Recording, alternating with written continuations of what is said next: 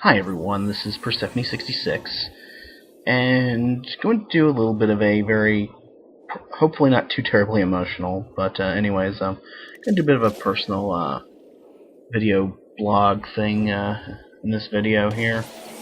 For those of you who either don't know me personally or don't know me from Facebook, actually if you do know me personally or do know me from Facebook, you already know about this, but I did want to say something on YouTube about as well. This past Sunday, my father passed away. Was February 26th. Happened in the afternoon. Yeah. And, I did want to say some things about that before I got back to making some of the videos that I've been working on, or some things I'm planning on making. I've actually got quite a bit of content I need to finish and put up. But I wanted to do this first, because this is, to me at least, is kind of a bit more important, and I just, need to put this up and, say what I feel I need to say here, and then try to get back to living a normal life and get past this. If you know me personally, or like I said, if you know me from Facebook or any of the other social media that I use, you probably know that me and my father have not always gotten along. In fact, the past several years, most of the bad traits that my father had really, were just more so. My father was very selfish, very narcissistic, very full of himself, very mentally abusive to both me and my mother. But honestly, I don't like to dwell on those sorts of things. I'm not going to deny it, but I'm not going to dwell on it either. I can't honestly say my father was a bad person. That's what I'm trying to say here. Yeah, he was pretty bad there toward the end, and the last several years of his life, really ever since he retired. And I want to believe that a lot of that was because he couldn't do some things that he used to be able to do before he started having health problems. Growing up, my father, he did troll me a bit, so to speak, did give me a lot of hell, but he also taught me a lot of things I know, and without him I would never have accomplished a lot of things I have accomplished in my life, and, would not be the same person I am today. Totally.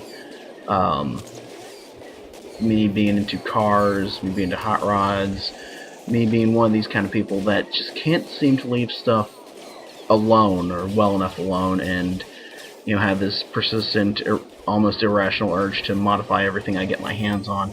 That totally comes from my dad. Some of my ego, some of my own narcissism, totally my dad.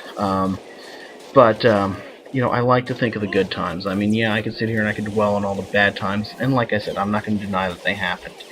I'm not going to get angry if somebody brings up that they happened. But I'm not, like I said, I don't want to dwell on it. I want to try to think about and try to remember more of the good things, like when we used to go to car shows together, when we used to work on cars together, when we used to build stuff out in the garage together. And that's the thing about my dad, like, he was one of these kind of people that he was more prone to build something than buy something, or more prone to take something that, he found, like, in a junkyard or something and make something nice out of it. Like, most perfect, for instance, there is the 56 T-Bird that is mine now, I guess. He pulled this car out of a junkyard in 1966, and by the time he got married in 72, this was a fully finished, customized show car. And then when we came down to Florida in the 80s, he put the car in the garage, totally stripped the car down and rebuilt it from the ground up. And when I was a young teenager, he took it to car shows. As I got older, as I got a car of my own, I was going to car shows with my dad. That's the kind of stuff I like to remember. That's the kind of stuff I like to think about. And the stuff that I want to remember, I'm trying not to associate with my dad all the bad things.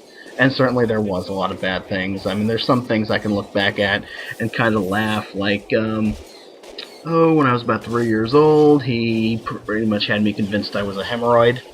Yeah, that's actually what he used to call me, was hemorrhoid. And used to actually threaten me with Preparation H. Yeah, I actually had a fear of the stuff. You laughing? You better be laughing. But yeah, no, true story. He actually did that. But there was a lot of other things that he did that were, along those lines. That every Christmas he would always tell me that he shot Santa Claus. Until I stopped believing in Santa. It was stuff like that, and some people probably want to look back at this and say, "Oh, that was cruel, that was mean," and yeah, even I'll say it was. But looking back at it, if it happened to anyone other than me, I'd be laughing my ass off. And even now, as an adult, I can look back and I can laugh. It didn't. I don't think if it adversely affected me in any way, which I don't think it did. About the only thing it may have done to me is made me a bit more cynical than I, than I would have been had it not happened. And I don't think being cynical is totally a bad thing. So, yeah. So, I gotta say, I'm sad he's gone. I didn't expect him to go as fast as he went.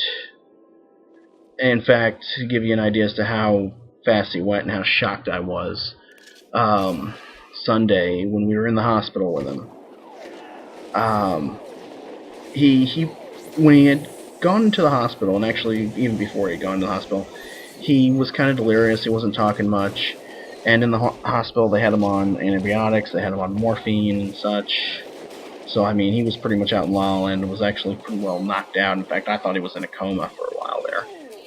But Sunday, he had his eyes open, he, I hear you. That's what I get for recording this at work. Yeah, I just had one of my coworkers talk to me. Anyways, getting back to what I was saying, when we were in the hospital, what he did Sunday, he had his eyes open. I think he was trying to talk a few times, and about the only word he really got out was the word home. I wasn't sure if he was telling myself and my mom and my uncle that we should go home, or if he was saying that he wanted to go home. That's what we kind of took it as, that he wanted to go home. My mom did that afternoon make arrangements with hospice to bring him home so we could take care of him there until the end. He was going to have constant care through hospice. That afternoon, I had actually had all plans, all intents of going to work that night, and I work a night job. But that night, or I should say that afternoon, I remember going to my dad. I remember shaking his hand. He squeezed my hand. He was looking right at me, and I said to my father, "Hey, look, I gotta go. I want to go to work tonight. I will see you tomorrow when you get home." And he looked at me. It kind of looked like he nodded his head a little bit, and he shook my hand. He squeezed my hand, and I kissed my mom goodbye. I left.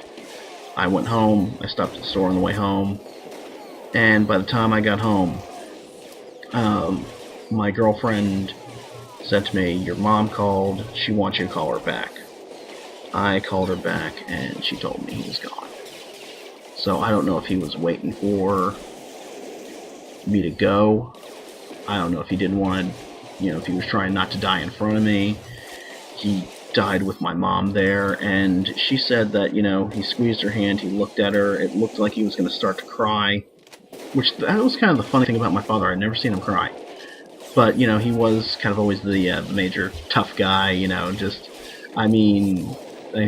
a biker, he was a hot rodder, he was, your stereotypical manly man. I don't recall ever seeing my dad shed a tear. So, maybe he didn't want anybody to see him like that. Maybe he didn't even want my mom to see him like that. Maybe he really was trying to tell her to go home, But, that was how it ended. And, like I said, I miss him. I totally miss him. Wish he, would have been able to get better, get back to living life. He would have been 75 this June, and this November actually would have been my parents' 40th wedding anniversary. So, it's just, wow, it's just kind of crazy the way things happen. Like I said, I didn't expect this. This was totally a shock to me. I didn't expect him to go this soon. And I very much do miss him. Wish he was still here. Even if he was probably going to give me hell while he was still here. But like I said, I don't want to think about that. I want to think of the good times. You know? But, you know, it's kind of therapeutic for me to talk about it. So that's what I'm doing. And, yeah, so more to come from me, more videos to come. Actually, like I said, there's a lot of other things I want to talk about. I just need to get through this and talk about it and move on from there, I guess. And now that I've done that, yeah, I'll be talking to you later about some other things. Thanks for listening, and have a good one.